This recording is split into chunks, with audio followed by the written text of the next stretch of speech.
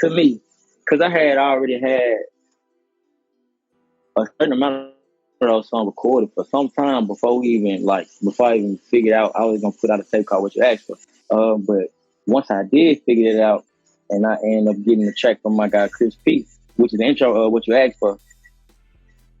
That was my whole thought process. I just want to kind of, because the whole thought process of the tape was for people that have been listening to my music over the years. They have been telling me, man, we need that old Kendrick P, we need that old KP, because I was basically more, when I first started, it was strictly like female-oriented music, like sexual, you know what I'm saying? But as life took turns and shit, my energy switched, so it was like I had to vent. So whatever was coming out, but that ain't what the people needed from me. So I ended up over years and just peeping out what people, and then the industry really lacking some real soulful R&B. I'm like, okay, cool. So I'm gonna get them what they asked for, call the tape what they asked for, intro what they asked for. But I gotta make sure that I implemented the intro so well that it's like I'm talking directly to them. I'm like, lay here and let me lead the way. Like, just listen, relax. I got something for y'all. And I feel like if I didn't have that intro, I think the tape probably would have flopped. I just think it wouldn't have made as much sense as the energy goes without that. And then Falling, of course, because I don't know, I just Falling was just a real feel-good record.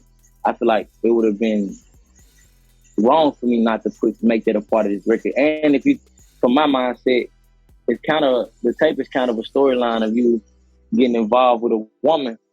And, you know, I think everybody can experience that at some point in time. You know, you don't feel like you were falling for somebody. I just feel like it was a strong record. So, and my favorite on the song, this song probably don't even matter as far as the glue goes, but Unusual is my favorite song on the project. But nobody has ever said that they like Unusual though. I don't feel like any artist should put themselves in a box unless they talent limits them to their box. You feel me? Like, if you got the talent to go do a country song and then come back and kill a hip hop bar for bar, straight crazy song, or then come back and do an R&B song, why wouldn't you go kill all these different genres? There's no point not to.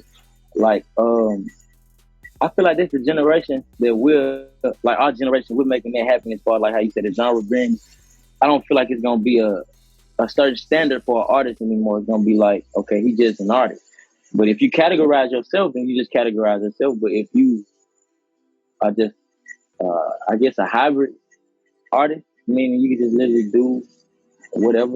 Like, I feel as if I'm a hybrid artist because once I listen, when I'm in the studio, I'm trying my best to make sure that I'm making sure I'm catering to the track that I'm on top of, and making sure that my flow is not the same but still consistent, but diverse at the same time to where it keep your attention. And I want to make sure I sound like at least 3 different people on the song. But I'm gonna sound like myself, but the energy gonna be like, when he jumping everywhere, like how is he creating it? And I feel like that's true artistry. And I feel like this will make great producers too, just being able to tap into them different bags. Like, you can either be a trap producer, you can be an R&B producer, or you can be a trap, R&B, whoever, however. You can do it all, ballads. Like, it's open lane. There ain't no box on anything these days. Like, right now, we got the What You Asked For. It's released on all major platforms. We're about to drop a couple visuals for y'all real soon. So we in tune with that. Shout out to Newtown Project, the label. And we got a lot of music on the way. I'll be releasing a new project real soon. It's gonna be a whole nother project. But I think I'm not even gonna call it Made by Me anymore. I think we're just gonna call it Me. Because like the project that, like the energy that I've been creating with this project, it kind of resembles the old me, but it's like just a refreshed version of it in my eyes. So I just feel like it was right to bring it back. Plus, it's a part of me, so why not bring that, then make more people go back and be like, oh, this guy, he's been pretty good at what he do. So, yeah, we got a lot of music for y'all, man.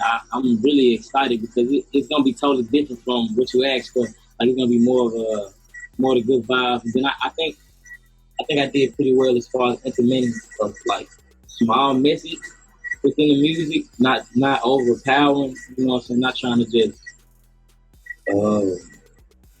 That's the best way to say. I guess like drowning in substance, but just let them know that I'm not just here to talk to y'all about, you know what I'm saying, having sex with this woman or meeting this woman or getting this money or woo. You know, it's really bigger than that, you know. So I guess I'm just slowly but surely tap people into this side of my thinking.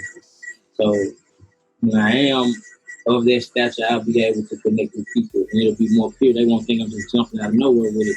Like, no, he really been putting out these messages. He just trying to warm y'all up to it so y'all can understand his energy more. You know, so, yeah, that's pretty much all I got. We got music, more music and visuals on the way.